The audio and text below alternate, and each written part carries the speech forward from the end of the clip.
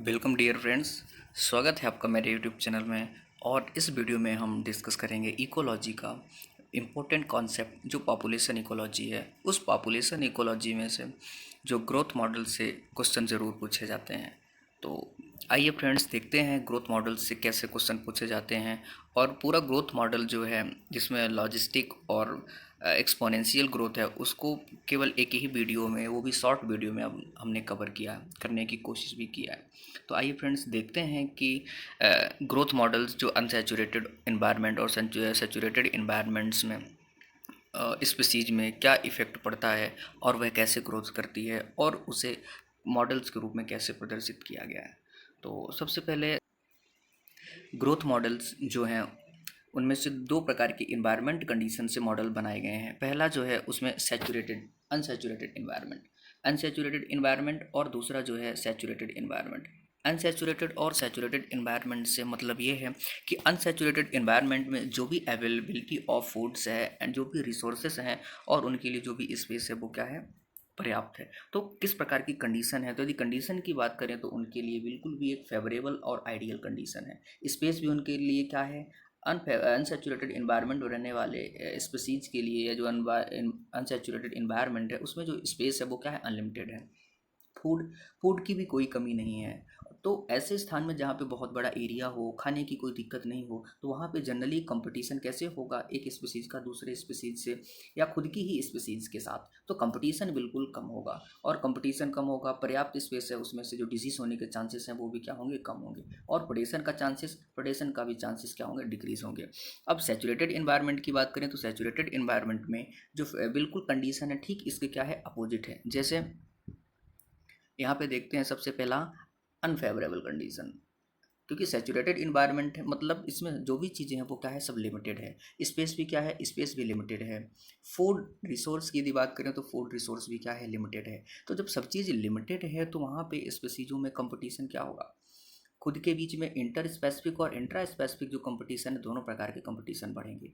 Disease होने के chances क्या है, डिजीज़ होने के चांसेस भी बढ़ेंगे और प्रेडेशन का भी ज़्यादा चांसेस है कंपेयर टू अनसैचुरेटेड इन्वायरमेंट।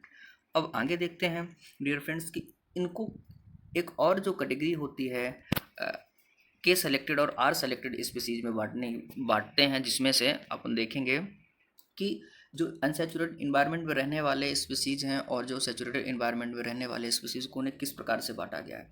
तो जो अनसैचुरेटेड इन्वायरमेंट में रहने वाले जीव हैं उन्हें आर सेलेक्टेड स्पीसीज कहा गया है और जो सैचुरेटेड इन्वायरमेंट में स्पीसीज रहते हैं उन्हें क्या बोला गया, के सेलेक्टेड स्पीसीज।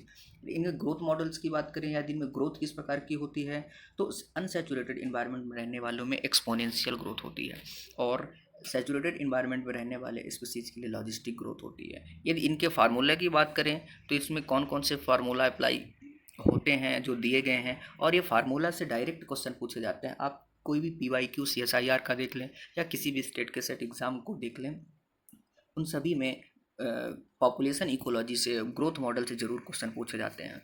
तो इसमें जो फार्मूला की बात करें तो फार्मूला जो इसका नॉर्मल एक्सपोनेंशियल ग्रोथ का फार्मूला है वो dN/dt इक्वल टू R/N के।